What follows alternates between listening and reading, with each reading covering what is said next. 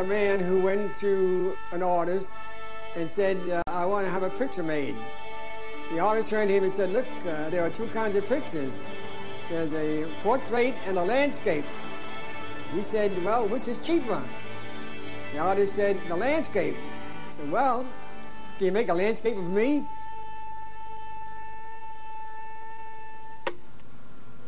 Testing 1, 2, 3, testing 1, 2, 3. How long do you think this is going to take, Alan? About an hour. Tell me about this picture.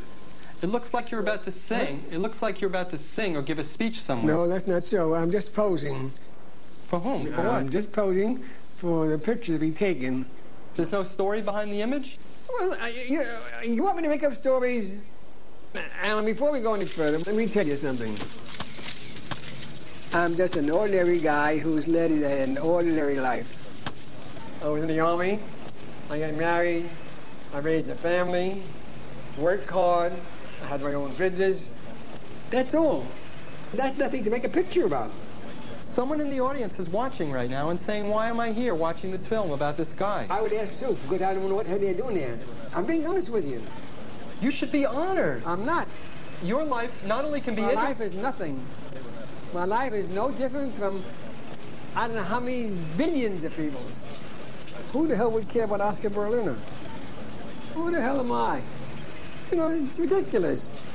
Everyone has a life that has something special about it. No. Your life has nothing special? No. Nothing. Look. How could you be so convinced about that? You're trying to make something of nothing. You're my father. I have to do it. I need to do it. You don't have to do it. I have to do it. Alan, you're going to do what you want to do, whether I want you to do it or don't want you to do it. I'm telling you, you're wasting your time. Shit. What's the matter? Nothing. What happens now? I just want to be open and honest right up front. That I want to know everything there is to know about you and our family. If it gives you satisfaction, be my guest. Where are you from? I'm from America, born and raised in America. What else do you want to know? No, you're the child of immigrants. You know how many children of immigrants there are? That's exactly right. And each one has a story, and they want to know your story. Okay, are you convinced of that? I'm not. All I know is that my father came from Poland, my mother came from Russia, period, that's it. Where in Poland? Who the hell knows? My father never told me. You never asked? Of course not. Who would know? Well, nobody left but me, so who the hell would know? Well, maybe I'll ask all the first cousins. Maybe they'll know. I know little, they know even less. Russia. Do you know where in Russia? No. I was always told Russia and Poland. And if they said where in Russia and Poland? I have no idea. No, I don't have the faintest idea of any details. Basically Russia or Poland, the other side. I would say Russia. Unfortunately, I don't have a whole lot of information in that regard. Where is your mother's family from? Germany. Okay, and they say where in Germany? I guess Berlin. It's almost as if the history, for me, began here in the United States rather than in Europe. I just never asked. I never asked. They never said. I think I may have known at some point, but it's, it was not terribly important to me. I don't know any of that history. You'd like to know it, though? It would be interesting. I don't know how much of an effort I would expend to know it. Maybe you'll discover it for us.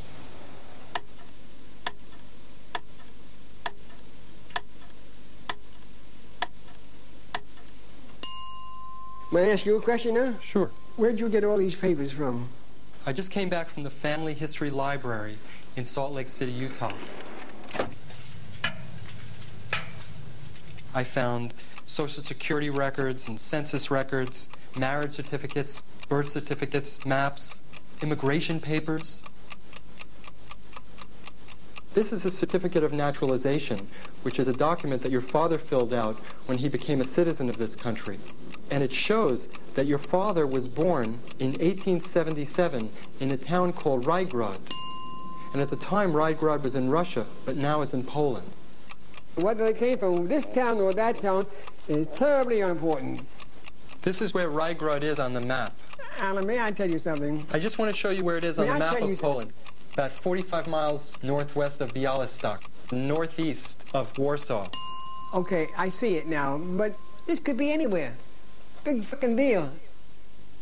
This is a drawing of what the town of Rygród looked like in 1913. What does it matter? Your ancestors walked on that block. Really, what does it matter? By the way, I was looking through some family documents in Russian. This is how you write Berliner in Russian. Did you ever see that before? Of course not. That says Berliner. Solomon Isaac Berliner, your grandfather. What do you think about the way he looks? He's like an old Jew. He looks like another Jew of the yarmulke. What else can I tell you? I have no emotional response. It means nothing to me. That's your grandfather. You want me the truth from me or you don't want the truth? I want the truth. The truth is, I don't care. It doesn't interest me. I don't know this man. I never saw him. I heard one thing about him, that he was a Hebrew teacher, what they called in Hebrew a Malamed. That's all I know about him. This is a photograph of your grandmother, your father's mother. Her name was Rachel Sutker. I don't know what it is you want me to do. These are your ancestors. What do you want me to tell you? Oh, I love you. I don't give a shit about them. They could be taken out of a storybook. I don't know them. I'm introducing you to them. I'm introducing you to them. I'm thinking of going to Poland. For what? To film in the cemeteries where they're buried. So what is it going to prove? What is it going to do? Take my word, but you won't find it. It's too long already. Too many years have passed. These people are part of the trunk of our family tree. I don't care about the family tree. The more you say you're not interested, the more I want to make you change your mind. You have one bad habit, and you best get over it. You think that if something is important to you, it's got to be important to somebody else. But everybody has his own sense of values. It's important to you? Great. Not important to me. I don't care about it. And let me tell you this. If you intend to make this a focal point of your motion picture, you're building up a flop. A guaranteed flop. Because you're talking about people nobody knows, nobody knew, and nobody cares about. Let me read you this letter. It's from your grandfather to your father. Read it. Go ahead. Who cares? My dear Benjamin, when you were 2 years old, you already exhibited signs of heightened ability to learn. And as you were my firstborn son, before you saw even a single Hebrew letter, I had already taught you many good and exalted teachings by heart. By the time you were 6 years old, you'd excel to be the finest in the city amongst those your age. That is when hope danced in front of me and showed me my son exalted above others as an important man. When you reached the age of 12, I put you in the yeshiva, and after 6 months you returned with a Talmud under your arm, blooming with many learned teachings that beautifully flowed from your lips. But as you got older, times changed. For I thought, after I give you away as a husband, your wife will give birth to children, and they will remain mired in poverty as I am today. Why should you spend any time here in Poland for nothing and without hope? Therefore, I said, you should try to find fortune and success far away. On the day of our parting, I wanted to say many things to you, but the tears of my wounded heart overflowed all of their banks, and I was not able to open my mouth. Because you, son of mine who had been destined to be a great rabbi, was now about to seek his fate in America. You don't get goosebumps when you read this? No. It doesn't make you proud of your father? No. Not at all? No. You know, your father was one of almost 2 million Jews, Eastern European Jews, who came to this country between 1880 and 1920. So he's one. He's one of 2 million. Big deal. They came to America because they were told the streets were paved with gold. Were they paved with gold for your father? No, hardly. You were saying my father was a typical immigrant? Why does he get a typical immigrant who was a success? What did he become? A tailor? Your grandfather had hoped that your father would have succeeded here and then been able to bring all of the family from Poland to this country. So in effect, your father very much disappointed his father. Well, this is not the first time or the last time that a son ever disappointed his father. Your father never saw his family again? Never. But I will tell you this about my father. My father was a brain. My father was an intelligent man. Not always does intelligence go with a complete personality. Benjamin Berliner was a very stubborn, tough, strong, domineering individual. I think he scared me a little bit. When one got to Grandma's house and one went into the bedroom, kissed Grandpa hello, and usually didn't see him again until one was leaving and went into the bedroom and kissed him goodbye. His father was a very unfriendly man. I don't think I have ever said more than 2 words to him when I was first introduced to the family. He was a loner. He always had a long face. I don't think he ever smiled. I don't think any cousin will ever tell you that Benjamin Berliner picked them up and hugged them or said they loved them. Any cousin. I would venture to say he never did it with his children. That's a very cold man. We are a different breed, say from your mother's family, with all the hugging and kissing and all that crap. The Berliners are not that way.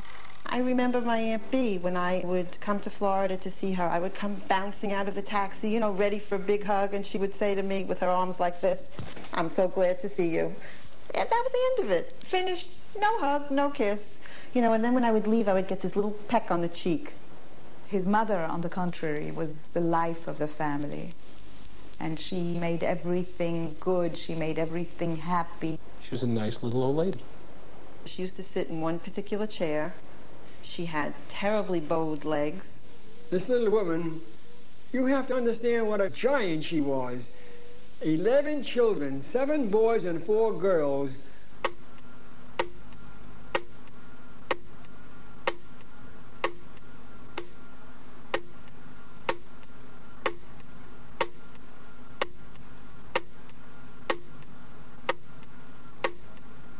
I was number 10 of the 11.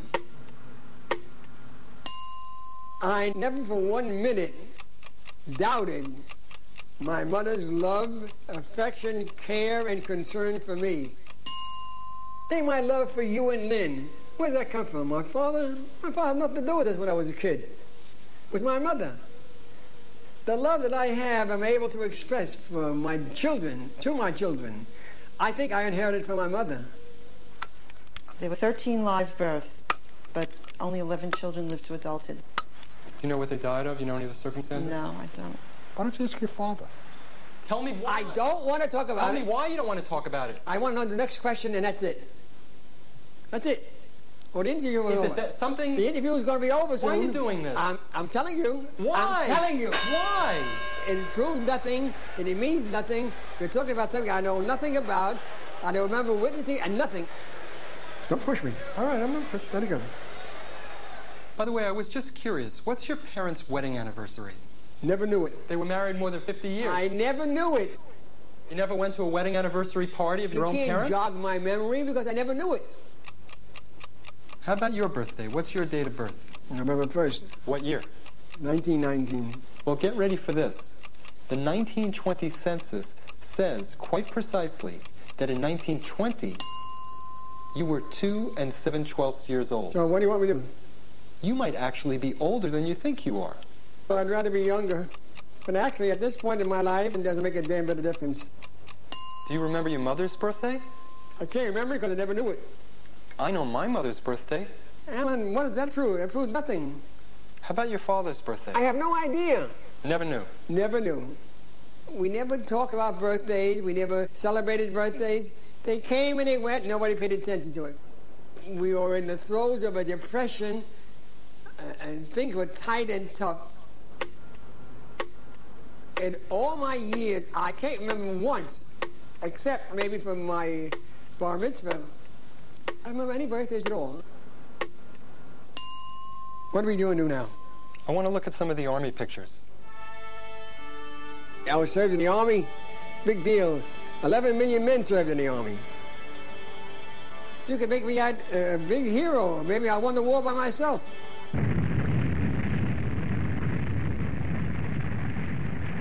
I came to Japan a matter of days after the dropping of the atom bomb. And all the time I was in Japan for almost a year, I was never into a Jap home. It's Japanese. Don't say Jap. We call it my name. Well, you see, it's hard for me to discuss it with you because I was a soldier with the conquering army, and these were the fucking enemy, and you're telling me to treat them with kid gloves. You don't ever think of them as the perpetrators of Pearl Harbor. How that son of a bitches did to us at Pearl Harbor while they were talking peace in Washington. You never think about that. We punish them for that terribly. I'm just saying truth. And I want to tell you something. You will not now, not ever, get me to approach Japanese the way you do. You were champions. It's a championship team. This group was part of my life. I can relate to them. I've forgotten a lot of their names, but I can relate to them. You can relate to your Army buddies more than you can relate to your own grandparents? Yes. Absolutely, no question about it. I lived with these guys 7 days a week, and we were training to kill or be killed. I think until the day I die, I'll never forget about them. You've said to me that the war years were the best years of your life. No question about it. I had a special deal with the Army. Because I had a high IQ, I was able to get out of the infantry. How do you know you had a high IQ? I was told. What was your IQ? 130, 140. That's almost genius status. No, I'm serious. I'm no genius. I always thought of myself as being relatively smart, but brilliant, no. Hey. Yeah, these are the days when I was looking good. You kind of look like you're on top of the world in these pictures. Oh, yeah. Hey, I own the world. I was a handsome young man. Looks like you had a pretty active social life. Oh, yeah. I had all the women I wanted. All. Were you ever serious with her? No, I had a good time with her, but I was serious with her. I mean, it's clear that you're having a romantic relationship with her. No question about it. Yes or no? Did you ever spend the night with her? The answer is no. Can you move on to something else? Do you want to talk baseball? I just don't want the truth. Forget about the truth. Why? Get off that subject, will you? I don't want to talk about it. I'm your father. Forget about it. What am I, a buddy of yours, a braggart? I'm your father. It's an area of respect. If you can imagine, fine. If not, forget about it.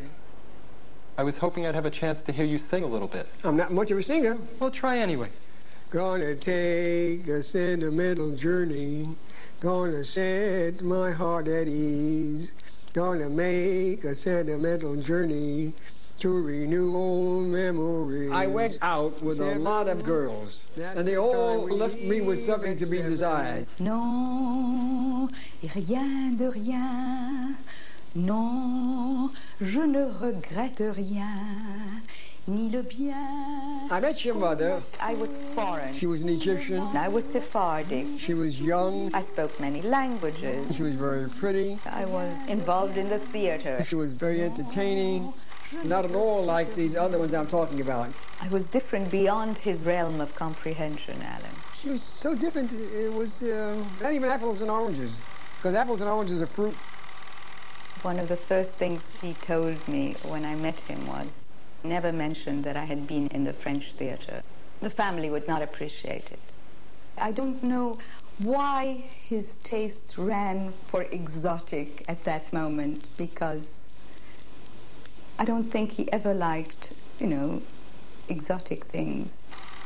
That was out of character for Mr. Berliner. What a heck of an ego trip that had to have been, for him. But he had charm, Alan. There was something about him that was, I would think to a lot of ladies, irresistible. He was handsome. He treated me very nicely. He was older than I was. I felt he was wiser. He was kind and gentle and sweet. He was a go-getter. He was an entrepreneur. I was in the ladies' sportswear business. Pants, scurries, etc. I did most of my best work as a salesman. Selling was my forte. He was someone who could sell virtually anything to virtually anybody. I mean, he was that personable. At one time, I owned a factory in Chinatown. I think there were about 40 Chinese women there. When I came to them and I told them that I was selling the factory, they cried. And then as a going-away gift, they gave me a big Buddha with 2 matching vases. And I've taken it wherever I've gone, and I have it here too. So you've always had some sense of yourself as being special in that way. My being fair and square with them, to me, was not anything special. That was normal. So tell me more. Oscar Berliner's name was synonymous with trustworthiness. I came from a very strict Sephardic background with a very strict father who wouldn't let me go away on weekends, wouldn't let me date unless he interviewed the people. She married me to get out of her father's house. That's the only reason? That's the only reason. You don't think she loved you? I mean, I had some feelings for him. I didn't do that completely to get out of the house. I just felt that love would grow. Did you love her? How the hell do I know? And you talk about when you were young and stupid and you didn't care. You did what you did, that's all. And what was it? I was ready to get married. We crossed paths in a head-on collision, I guess. He was ready to get married, and I was ready to leave my house. This marriage was not made in heaven. You think every marriage is made of a big love affair? Not so. Not so at all.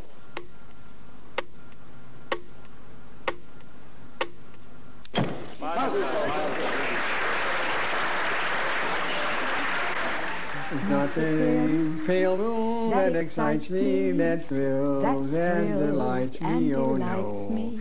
It's just the nearness of you. It's just the nearness of you. He married the wrong woman. That was the start of it all. They were a beautiful looking couple. I have pictures. They were outstanding together. But end of sentence, end of paragraph, end of story. So I married her. Did I do right? Did I do wisely? Time gets you the answer. What's your answer? Your question should be, would I do it again? No. I didn't take very long to realize it was a mistake. And I had second thoughts about it, and I wish I hadn't done it. Did you know pretty early on in the marriage that it was not going to work out? Yes, Alan. How early? After a few years. Then why did you have 2 children together? You're trying to bring logic to an emotional situation, and it doesn't work. Sometimes you have children and it helps cement the marriage. Sometimes.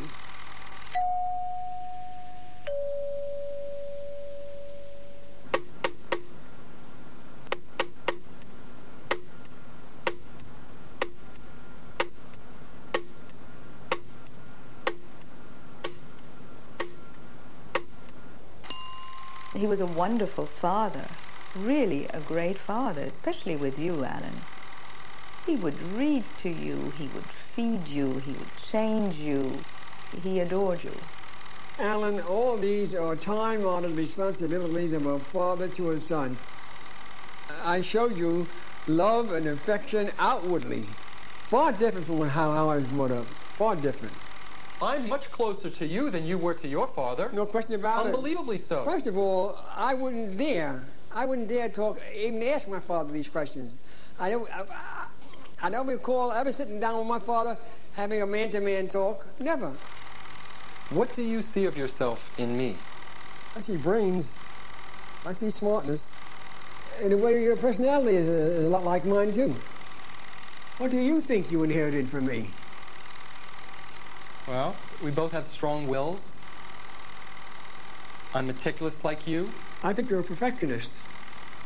I think we have a similar sense of humor. I think so, too. Sometimes I think that our faces have the same shape. Also, our body types are similar. What also worries me a little bit, is that I like to spend time alone by myself like you do. I don't think there's much doubt that you are my son. Do you know how many genes we share? You know how many genes we share? Do you know that I have half of your genes and half of Regina's genes? I don't know. I'm not a doctor. I'm not a biologist. But you know basic. I just don't know. No, just because you understand don't mean I understand. I just don't know. And how do I even know what you're talking about? I inherit half of my genes from you and Regina, a quarter of my genes from each of your parents, and 1/8 of my genes from each of your grandparents. You get that out. You're boring the shit out of me. I'm not the one talking about you. Let's talk about something else. I don't know where we're going with this. What do you think I inherit from you? I've given you a little bit of artistry, I think. A good outlook on life. Poise. Intelligence. A nice way of dealing with people. I think you're very good with people. And that's very important. Very important. I see some of my personality in Lynn. What aspects? She's happy. She's got an up personality. She smiles readily. That's not a Berliner trait, to smile readily. I'm paranoid like father. I'm hardworking like him. I'm organized like him. We're both picky/peculiar eaters. He was always there for me when I was growing up, and it's the least that I could give back to him, to just be the type of daughter that I look out for him. I look out for him. It's innate. I just do it. I do it with my mother, too. I do it with my brother, too. I do it with you, too. So what do you think's been your most important contribution to your children? As a role model. A role model for what? For a fine, upstanding citizen, to do good, to do right, and accept responsibility. Why did you take all of those 8mm home movies?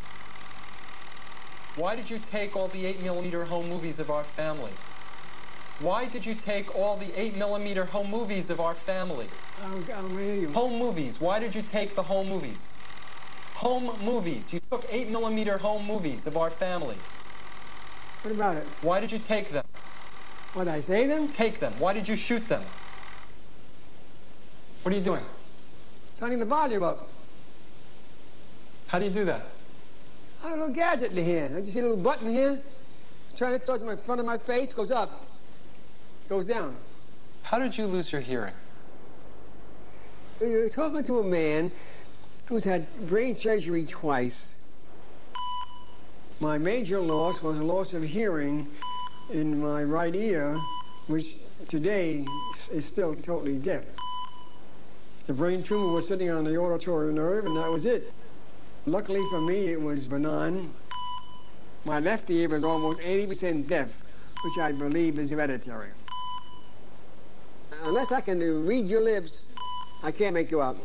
So if I were to talk now and move my lips but not speak? Yeah, I can understand what you're saying, yes.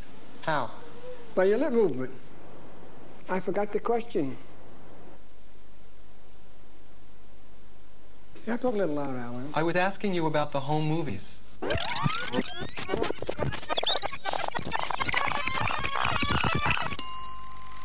I don't want to see these pictures. They bring back sour memories. I don't want to look at them. I got over them. I'm over them. If you're over them, then you can... Look at them all you want, but leave me alone. I want to ask you about them. No, you're not going to ask me about them. I'm not going to answer you. You keep on hounding me and pounding me. But I don't understand what the problem is. And that shows your lack of understanding. That shows your lack of sympathy. That shows your lack of empathy. That shows your lack of feeling what this means. A son is allowed to ask his father. What the fuck do I consent to this? No, come on, don't do that. Fucking thing. I want to get... Leave me alone. Leave me alone. Tell me what the problem is. Just tell me why. Leave me alone. I don't have to tell you anything. What are you trying to get out of me? I've been trying to make sense of the divorce all my life. This is my chance to talk to you. It's nobody's business. What? One arm between your mother and myself. It's nobody's business. These are things that should be discussed between you and me. But you brought it up. I'm going to tell you this. A single bar to that marriage was the age factor, the difference in the ages. How much older are you than she is? Who the hell knows? 12 or 13 years? Something like that. And it becomes more pronounced as you grow older. More than that, there was a cultural difference, a complete background difference. And that sort of doomed the marriage also.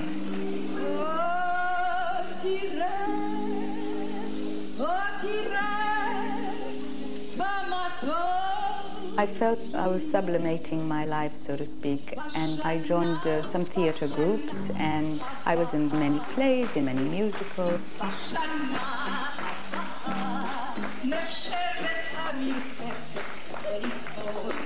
And as the rehearsals progressed, they become more and more to the point where we're every night in a week.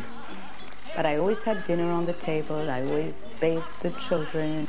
It was just a question of getting out after dinner and doing my thing, which was the theater.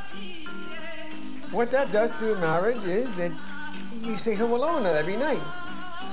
The kids go to sleep. They have to go to school the next day. Did you resent her for all that? It wasn't a matter of resenting.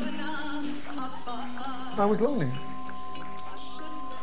As lonely as you were during all the time that she was performing, you still would have wanted to keep the marriage together. Absolutely. I felt it was important to my children to have a complete home life.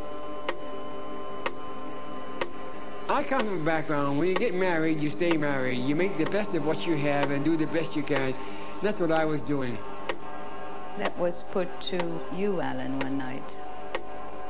He shook you up a little and put you against the wall and said, would you rather have Mother happy away from us or unhappy and with us?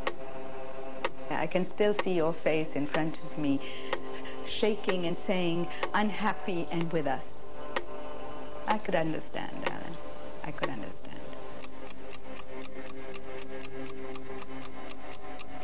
Living in a house with unhappy parents, fighting and not together as a partnership was the worst time of my life.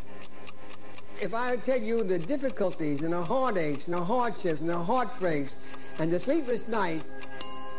It hurt me that I had to do it, but I waited 17 years. I just had to get out of the marriage.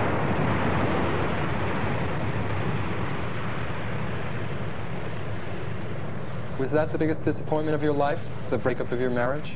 I would have to say yes. It was also the most traumatic event in my life. I believe that. And I'll tell you something else. I am not fooled. In your own tenacious way, you're getting what you want. You're making me talk, and eventually you're getting what you want. Maybe it's that I make you face up to some things. Whatever it is. The final result is, I'm here like I am right now, looking to go into a nursing home because of her. You think so?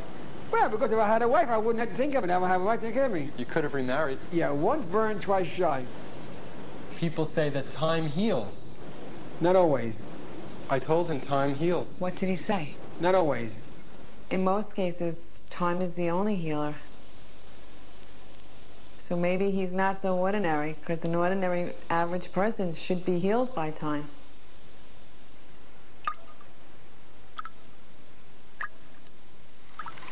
I guess he must have loved me a lot. Or else pride, Alan. The fact that he was rejected, that is a terrible thing between two people. Well, your mother would like to believe that. I don't believe that. I don't care who you talk to, whether it be a man or a woman, nobody gets out of those kind of situations unscathed. It's amazing that we're okay. You think we're okay? I think we're okay. I think that we'll have to always work on being okay, but I think that we're okay. And I think it's made a relationship between the two of us stronger than most siblings. You've never let me down when I've needed you, and I would think that you know I would never let you down. Having Oscar as our father unites us in a way that we both just know. I don't have to speak it, you don't have to speak it. In fact, when we exchange stories about him, an outsider might say, why didn't he remarry?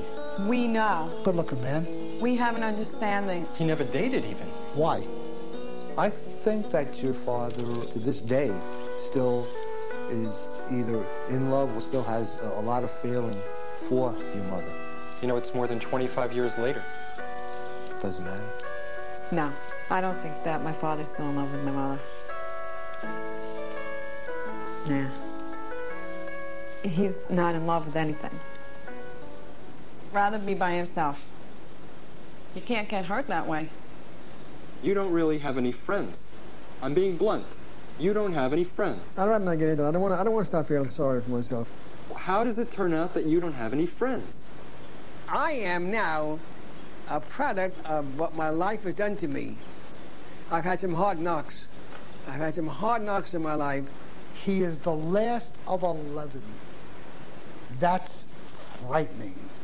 He's also had a couple of major operations. That scares him every day. The man is afraid. I never stop thinking about your being alone every day. Don't go back to that. Never. I don't want to go back to that. It hurts me that you've been sad for so long. Not that I choose to be alone. I have to be alone. I can't cope.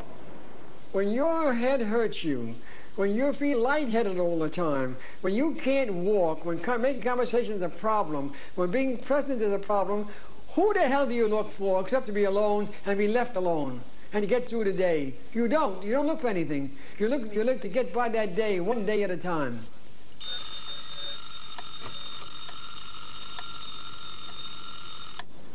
I wake up at 7:30. But I go into the kitchen and I have my juice. Then I have my toast and my hot water with milk, my cereal, and then I make the bed. I make my bed every morning, and I go to shave.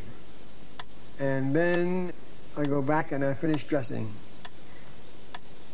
I go down, I buy the paper, I do my shopping, and I come back. Then it takes time to read the paper. Then it's about time for lunch. All this time I haven't spoken to a soul, except if you call or Lynn calls. Usually about 3 o'clock, I'll go down again and I'll talk to whoever's on duty, maybe a tenant or two. You go down to talk with them? Sure. On purpose? Yeah, because the loneliness is cumulative. I get to the point now I have to find somebody to talk to. You don't want to not talk to anybody. I'll forget the English language. And I come back and I read the paper like I mean it. If you're occupied doing something, whether it be reading or writing or watching, time doesn't drag that slowly. But if you're doing nothing, just looking and thinking and waiting for time to go by, time drags very heavily. Then about 5:15, I go down to eat. I can't go on this way going to restaurants every night. Going to restaurants by myself every night.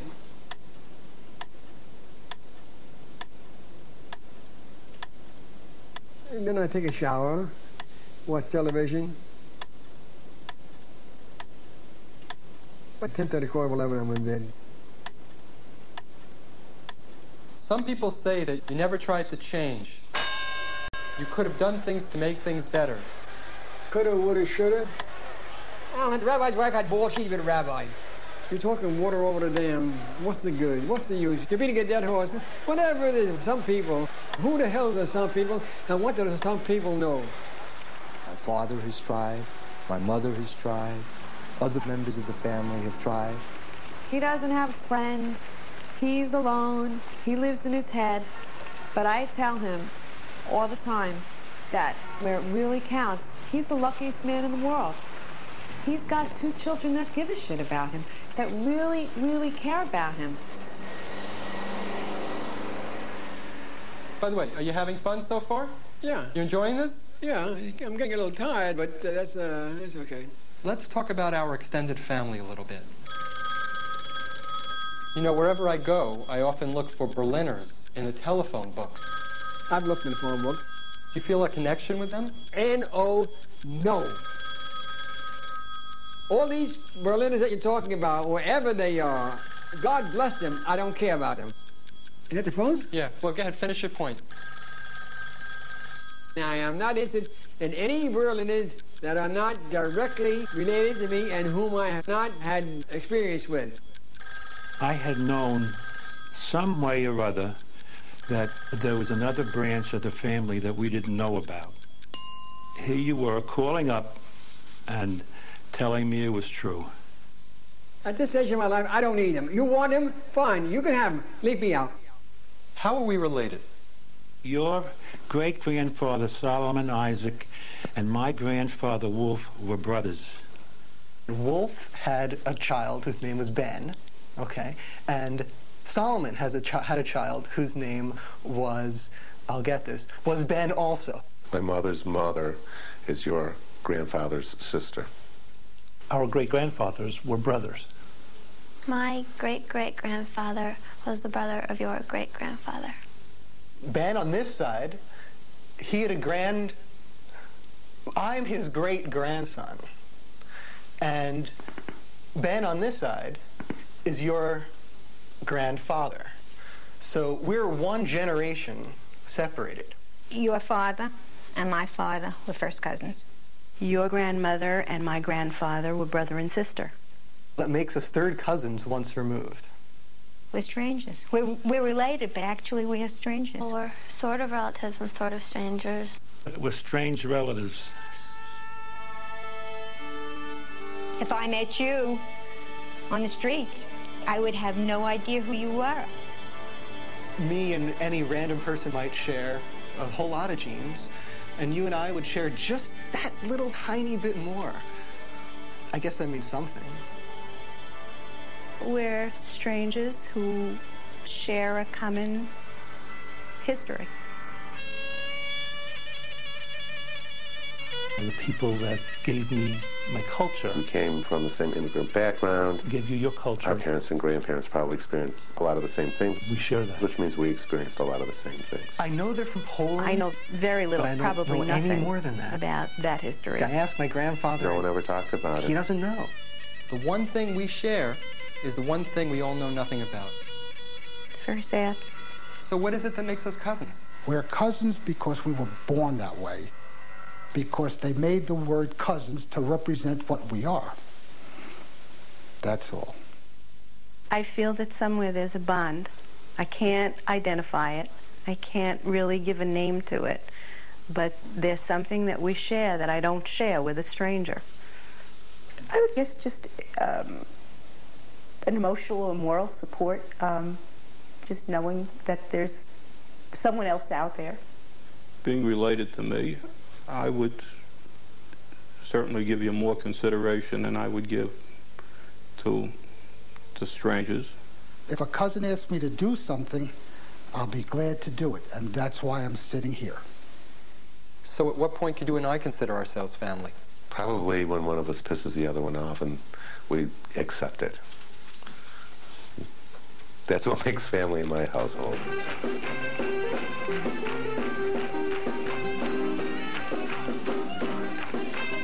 Yeah, by acting of birth, we are related. We have nothing to do with each other. Nothing.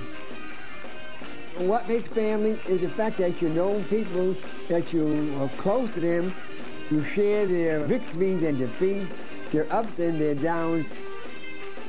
In former years, your uncle lived 2 blocks away, a subway ride. He used to live thousands of miles. You don't know if they're coming or going. You don't know. They're nothing. The element of distance has made us strangers. The element of distance has made us strangers. I would not know you if you were not my cousin. So you're content just to see your immediate family at weddings or funerals, basically? At the moment, I would say yes. But I do have a senior uncle's recognition of what my responsibilities are. Be friendly with them, be cordial with them, be on a good basis with them. That's all. That's cold, tough shit. That's a Berliner trait. That's the way he can say it. That's the only way he can say it. But he's a Berliner. He doesn't extend himself.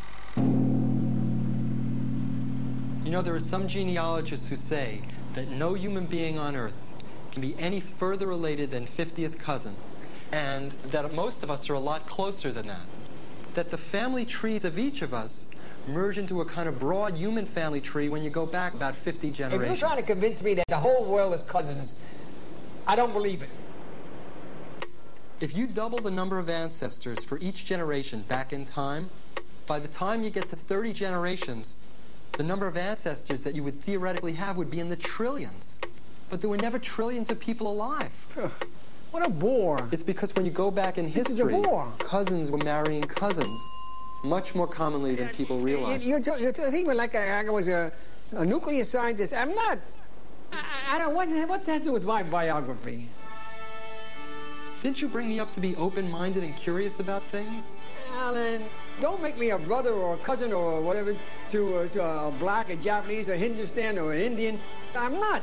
But don't you see the social and political implications? I'd be willing to bet that more people will agree with me than with you.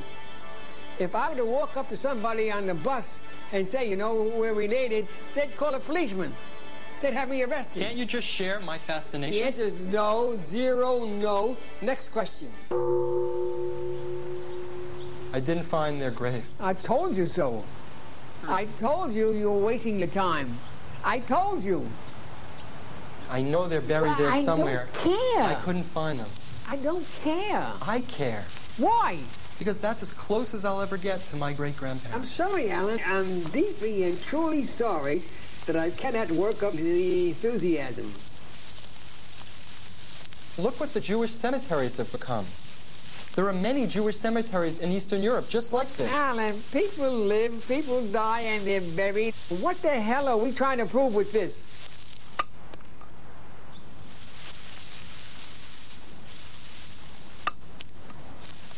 I can't make you feel emotional about this. Absolutely not. Absolutely nothing. There was one tombstone that was standing all alone by itself. And I kind of chose that one, symbolically, as that of your grandparents. Hooray for you. I'm wearing thin. Just wait one I'm ready to second. quit right now. Just relax for a second.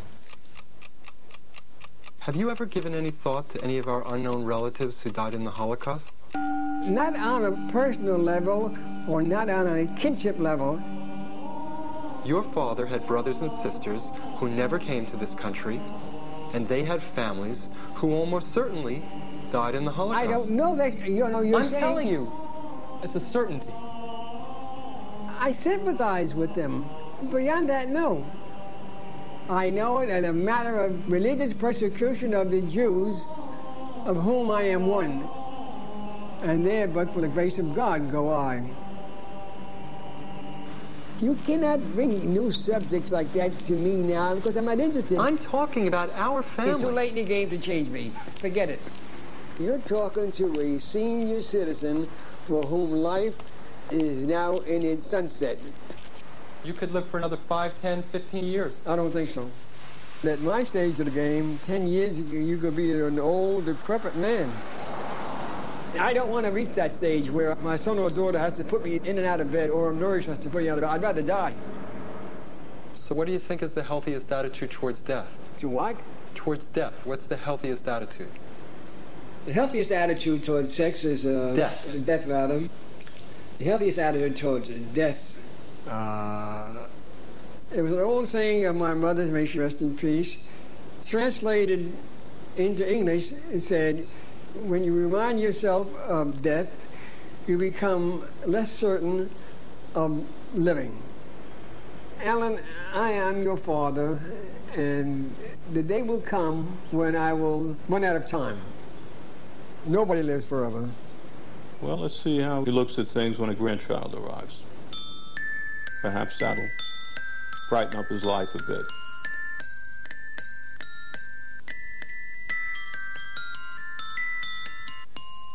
Jade is like a burst of sunshine in what would usually be a very cloudy day for him.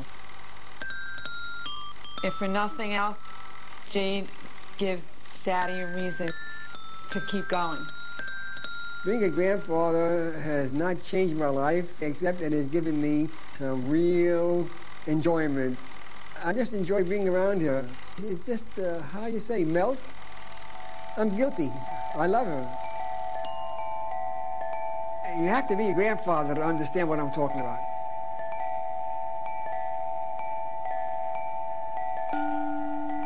You know, Jade is to you as you are to Solomon Isaac. But there's a difference. I know Jade, and Jade knows me. I don't know Solomon Isaac. I never knew him, and he never knew me, and we'll never know each other. But someone could say the same thing about you one day. So what do you want me to do? Why the hell is this so important?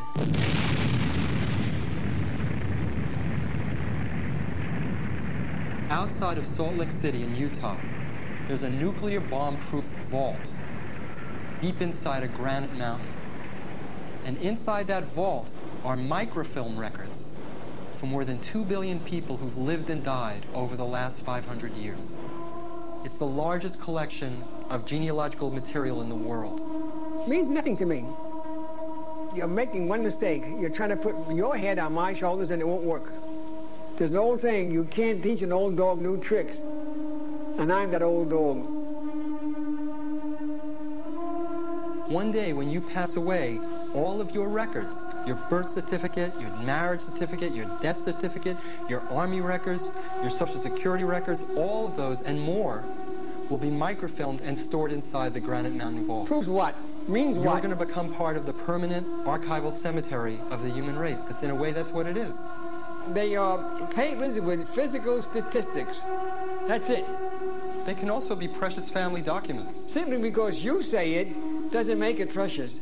They allowed me to learn at least a little bit about your grandparents, my great-grandparents. And someday, some of your descendants might want to learn something about you through them. Look, they may or may not. That's their business. Doesn't it matter to you how you're remembered? I have never given any consideration to what people will think of me after I'm gone. When I'm 6 feet under, what the hell do I care? I want to be remembered like we're talking now, a man who has all his marbles. And when you think back and say, hey, my father he wasn't so bad after all.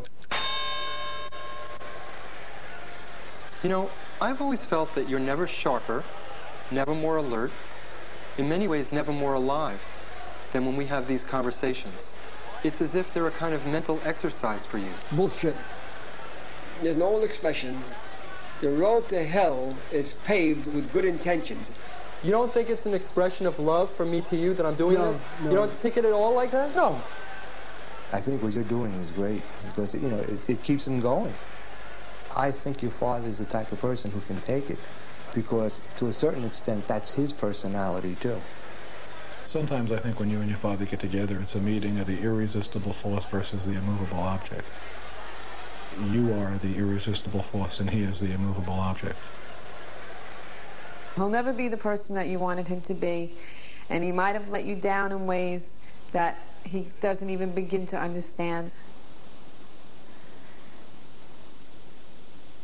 But I suppose just final acceptance for the last years of his life will help you when he's not here. Wait, we're not done yet. Wait. We're not finished yet? No. Come on, Woody Allen, for Christ's sake. What now? Happy birthday to you. Happy birthday to you. Happy birthday, dear Daddy. Happy birthday to you. I always felt, and I've said this to Lynn more than once, that with your intelligence, with your brains, you could have been an accountant, you could have been a lawyer, you could have been an engineer, you could have been any one of the professions. You chose this? In my opinion, you are absolutely wasting your God-given talents. This is nothing. You make this picture, you make some other crummy picture next year.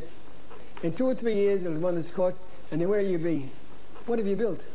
What have you built?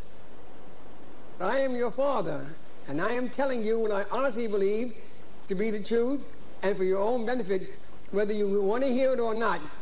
But I show my films all over the world. That's nonsense. Let me tell you something. I've been a working stiff all my life, hard worker, never asked anybody for anything. My son's a liberal, who all he knows is to get something for nothing. How do I get something for You're looking for handouts. What are you talking about? You're looking for handouts.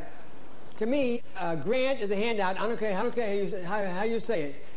You know how hard it is to get the grants and the fellowships that I get? It's incredibly hard. I don't give a damn what they're hard to get. The fact of the matter is, you don't have a job, you don't have a business, you're working on handouts. I'm convinced that you're doing the wrong thing. You have anything else to say before we start? I think I've said enough. Make a wish, Dad.